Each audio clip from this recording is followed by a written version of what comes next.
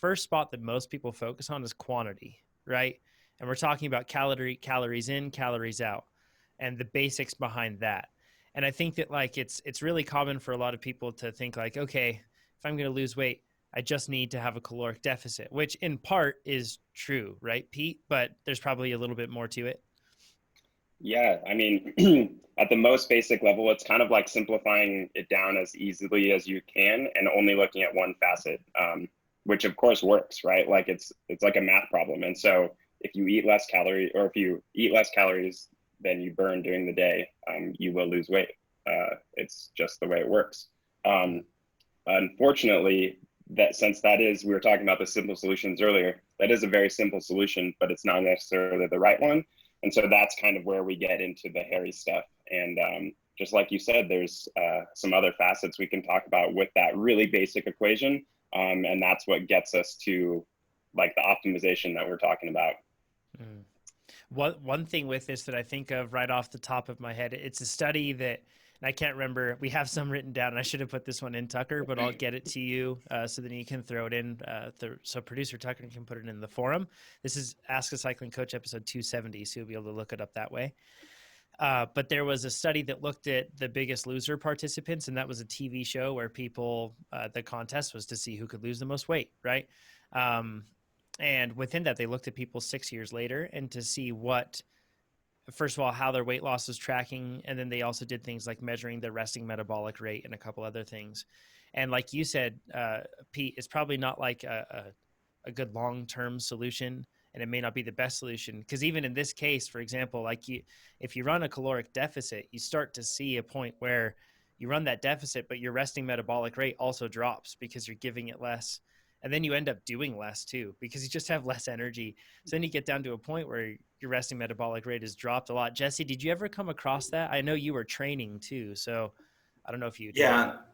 Yeah, absolutely. So kind of the thing with that is it's a moving target based on what you're doing that day. And it helps to look at more on a weekly average. Like look at the calories you consume in a week, look at the calories you're burning in a week.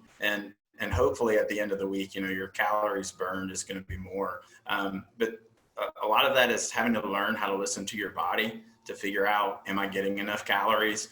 And then the other thing, when you crash diet, when you just eat a whole lot less, your leptin levels decrease, and you cannot lose weight when your leptin levels are so low. And the less you eat, the lower those leptin levels are going to be. So it's it's something easily said but it's harder in practice in that sense. And you do have to reevaluate. You're going to burn more calories when you are 350 pounds versus 250 pounds. So you have to be willing to kind of recalibrate and think of it in those terms. I've had a resting metabolic rate test done before, only one. And like we're talking about, it changes over time. So I could probably go get another one, but there's probably another way to find it out for folks too, right, Pete? Do you have any suggestions on how they can kind of get a ballpark for where they might be? Yeah, and I think the ballpark is a great way to think about it. It changes daily and weekly and monthly and over your life. And so if you can kind of figure out somewhere within 5 or 10%, like that kind of fudge area seems to be enough that people can start there. And then it's just like, I'm probably going to say this 1,000 times today. You start there and then you kind of move one way or another to find what works best for you. But there's a total daily expenditure formula that you can look on. I think we can drop it in the notes, but it's pretty simple. It's more or less your resting metabolic rate is your weight times your height times your age and a little more math. I won't regurgitate it out because it doesn't translate, but that's like your most basic baseline of what you would burn during a day. And one of the things that people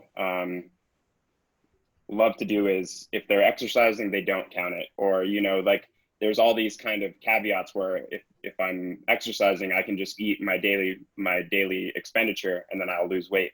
And that's kind of, like we said, it works from a super basic standpoint, but at the same time, you're just kind of robbing yourself of all the other things like Jesse was talking about. With one of the jokes that we talk about pretty frequently is people who are really running a calorie deficit you don't sleep that well, you're not that happy of a person, you're not really performing, all these things that, yes, you're losing weight, but you have to sacrifice something along the rest of your life to get to that point. And so sometimes those sacrifices are worth it, but there's always a happier, like, sliding scale to take a look at your calorie expenditure and dial it back slowly and in small chunks and feel what's happening to your body. Like, I'm sure, Jesse, while you were doing it, you noticed a huge difference in the way you were feeling with different calorie deficits that you were running on, right? Oh, absolutely. And, you know, for significant weight loss, that takes time. And when you cut back food so much, you cut back calories so much, it's like you're hangry all the time. And it's almost like everybody's trying to give you a Snickers bar, like, what's wrong with you? And you really do have to think long term. Like, even if it's you're close to your goal weight and, you know, you only want to lose 10 or 15 pounds, like, that needs to take time. That doesn't need to happen in 5 days. And so, you know, you want just enough calories to make that weight loss happen, right? So that you're not giving up, you know, personal relationships sometimes, or, you know, still trying to be a good dad or good husband or good coworker or friend. And that can be difficult to manage for sure at times. Especially for a lot of us, because the majority of us listening to this aren't paid to race our bikes, right? So as a result, you know, we're probably paid to do some other task and do it well. And even this, you know, what we're talking about now, running an intentional caloric deficit, is very likely going to compromise your ability to do that to your potential as well. It makes work tough. Like, when you're trying to focus, or if you have a physical job or job where you're dealing with people all the time, you know, it's a lot harder to be able to maintain the normal quality you would maintain when you're deprived of calories. And sorry, go ahead, Jesse. You got something to share on it? Oh, no, I was, yeah. So, but before I worked for TrainerRoad, I was a teacher. And during this weight loss, I was actually teaching 4th graders in an elementary school. And I'll never forget, like, one day I was just like starving, right? Because I went through that phase. I think everybody dieting goes through the phase where you want to, you know, cut your calories really low and bust through that. I've been at this weight for 3 weeks and I haven't lost anything. And, you know, and so I was doing that. And this little kid comes up and it's like, Mr. Fortson, do you want part of this snack? And I'm like, get away from me, kid. Evil tempter. Stay here as long as you can, you know. But for your mental energy, it's important to kind of replenish your mental energy as far as that goes. Yeah, and I think that's one of the things that that's a really good indicator that you might be losing, or you might be doing too high of a calorie deficit. If your sleep will probably give up first. The hangry will be more frequent, but that's a great thing to, like, bounce up against and know that your calorie deficit is probably too much and back it off a little bit. I think the next one we have is, like, the methods, but I think that's probably just as important.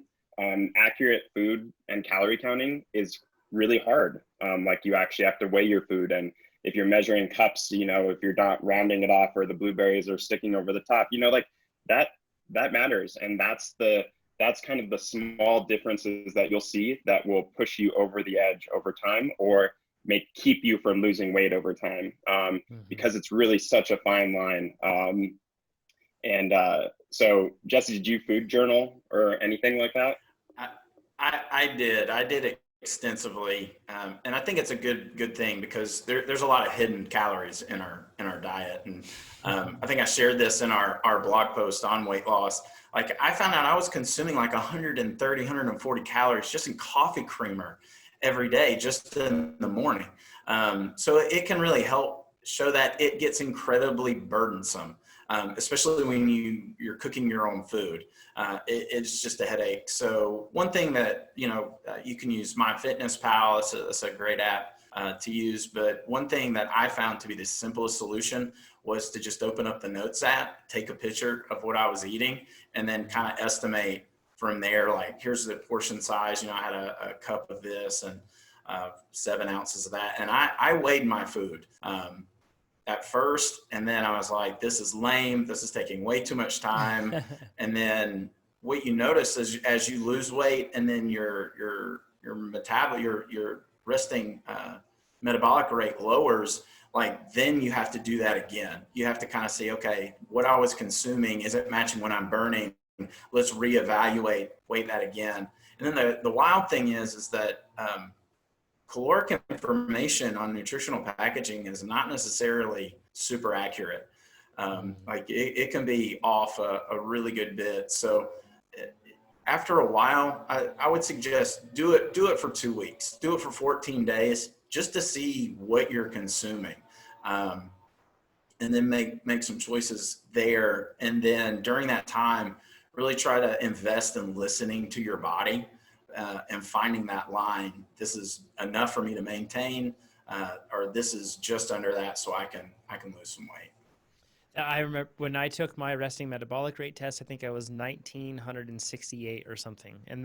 And keep in mind, resting metabolic rate is like to keep the lights on, so to speak. So that's not to like keep you walking around during the day. It's not anything like that. That's just like maintaining basic body function. It's usually measured by laying down and having some sort of a gas exchange or some sort of gas measurement mask on. And in that time, you basically are looking at the expenditure of a person just laying down. You're basically asleep, just not fully asleep. They don't want you to go fully asleep. So it's, and that was kind of like the baseline. So you can just estimate since my just average day-to-day work doesn't have me on my feet a whole lot, there's probably not a big expenditure up from there in terms of, so I settled on, all right, let's see how 2200 works. And 2200, when I was feeling with that, seemed about right to be able to maintain. But then there's everything else. And we're going to talk about this later on, but I think we're far too guilty, all of us, and I mean, everybody listening to this, of thinking of maintaining a caloric balance. We really just pull on one string on one side of that equation, and that is how much we're putting into our body, rather than thinking about it in terms of, well, I can actually just output more. I can do more work. And all of us listen to this training. That's the fantastic way to do more work. And if we do that, it can arguably be a much healthier way. And hopefully that's what we'll get to at the end of this, is the healthiest ways to be able to manage this whole thing, because it can get pretty complex. On the counting of calories side of things, the help, Jesse, you mentioned a great point. Taking a picture of the label and then just carrying on can be great, because I found it socially uncomfortable when I'm sitting down with people at lunch or something like that, and I'm like, yeah, hold on, let me take some pictures of this, or like, let me whip out my scale and weigh this thing first. Let me separate the guac from my steak, and you know what I mean? So, but with all of that, it can be any sort of barrier to the practice itself can really discourage you and make you do like a polarized 180 switch away from the whole process, because one thing turns you off. And if that's measuring your food, then find either an easy way to measure it, like Jesse said, just take a picture and do that. And then in the evening, put it all together, or at some other point, when you have some time. Or if just the fact of measuring is really discouraging to you and you don't like doing it, and I guess it's not discouraging because you're realizing that you're eating more than you did or less than you did, something like that. But if that's the case, then also don't count, right? Like the point is that, we want to find like a healthy way to maintain this whole thing. And for me, MyFitnessPal was a great way to do that. But I actually started doing what Jesse does, is I just found like, I'm just going to take pictures and then later I can put it into MyFitnessPal, and that'll be super easy. And the nice thing about MyFitnessPal in many cases is that it has, when you say, I'm having, I don't know, something like, if you're barbecue chicken, chances are there's going to be tons of different options for barbecue chicken. You can look at that to kind of get a ballpark, because like you said, Jesse, labels are rarely accurate. The best way for me that I've found actually, though, is by meal planning beforehand. If I plan out my calories beforehand intentionally and make sure I have the food that I need, then I don't even have to measure, right? It's all done beforehand, and I can just carry through that. I don't know if, Pete, what you do or what you have done in the past. Yeah, I think I think tracking calories, just like Jesse said, for a week or two is so enlightening to what food actually is. And it just, it flips a switch in your brain to understand how much food is how many calories and how many macros. It's really easy to just talk yourself around or out of the way something is. And if you'd measure it for a week, it's really hard to forget what you learned from that week. You know, you're enlightened. You've changed the way you think about some amount of food and what it does for you. And so I think that's super valuable. I'm personally, I can't count calories. I'm really bad at it. I've used MyFitnessPal and I'm really good for like a week, and then it doesn't jive with my lifestyle. And like John said, we all have different hurdles, and removing hurdles is a huge thing to make yourself successful. And so my get around is I meal plan too.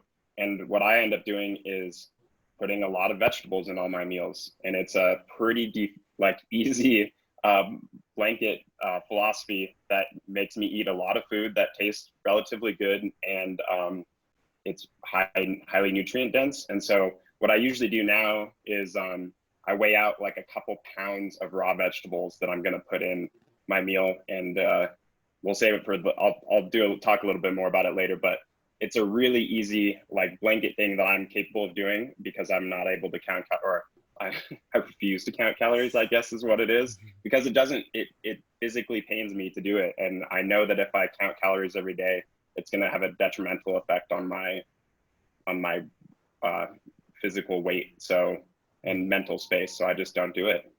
Yeah.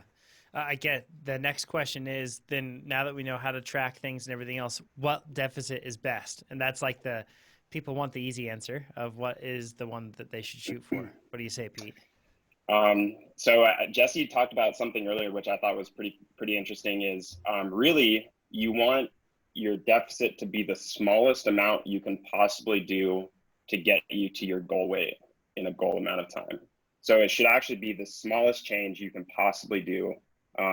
So if your goal is in a year, guess what? You should start knocking off 50 calories now.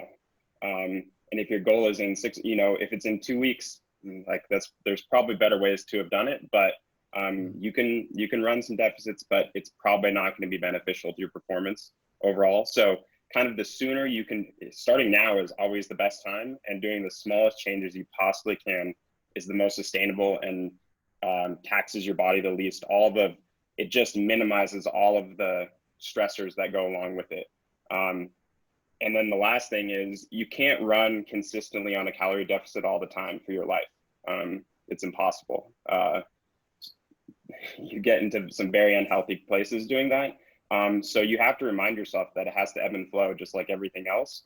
And everybody's a little different, but running a long-term calorie deficit is really hard on you, mentally, physically, everything.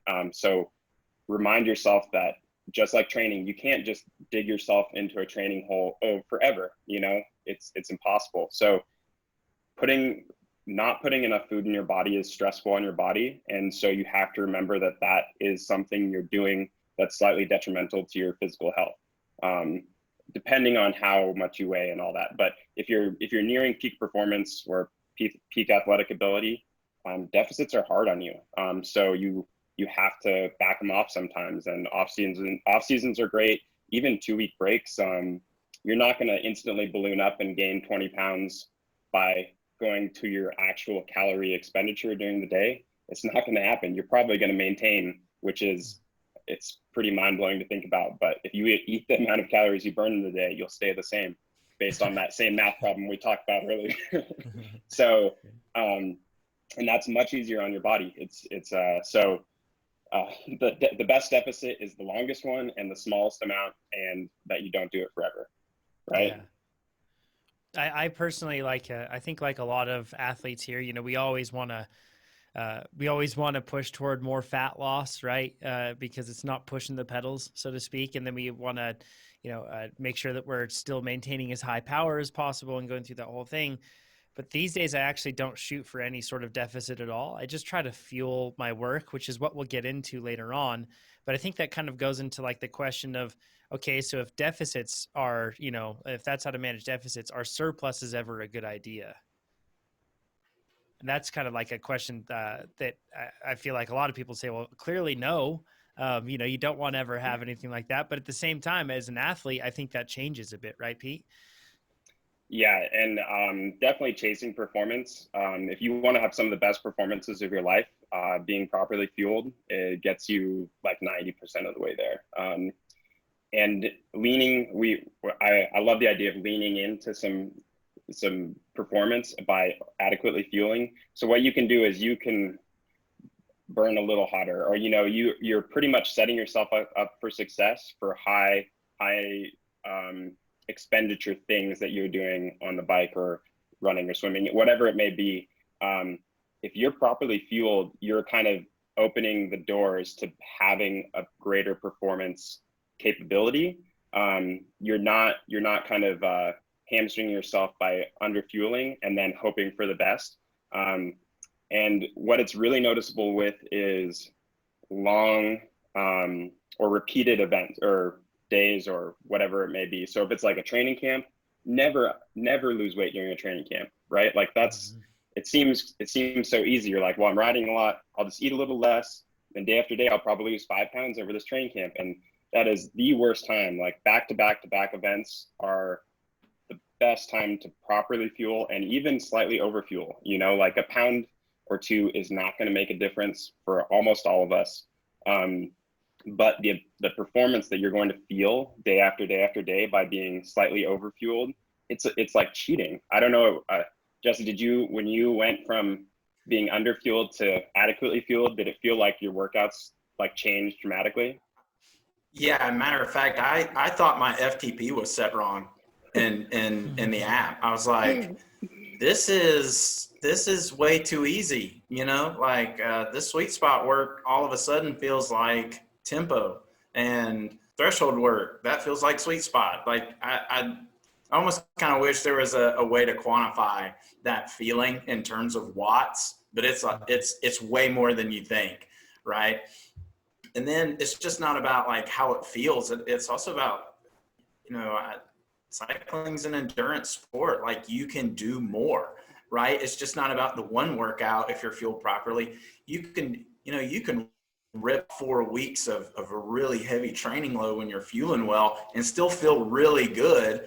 And then you head into that, that recovery week and you're like, oh man, this is fantastic. I don't have to feel tired and beat down all the time when you're fueling properly. Yeah. And Jesse, you mentioned in your podcast that initially you were running a pretty big deficit but you found the like higher intensity work super tough. And then you did make that switch where you got into the point where you were, okay, I'm going to fuel the work to focus on doing more work. Right. So that happened for you. Yeah, absolutely. And it really kind of gets into that idea of when you're talking about calorie deficit and fueling your work, just remember that the work you do on the bike and what you consume on the bike is a tiny portion of your entire day. And we'll talk about this a little bit later, but being in a calorie deficit on the bike does not help your training. It's not going to help your mood. You are going to feel terrible afterwards. You're just not going to feel good. If you train in the evening time, that I used to train in the evening time, like you're going to be really, really hungry after your workout. And so that turns into a struggle on, you're going to want to eat a ton more because you're just feeling that hunger. And if you do it in the mornings and you underfuel, depending on life and work and job and everything, like it can make it difficult to get that nutrition in during the day. So it just fuel the work, absolutely fuel the work.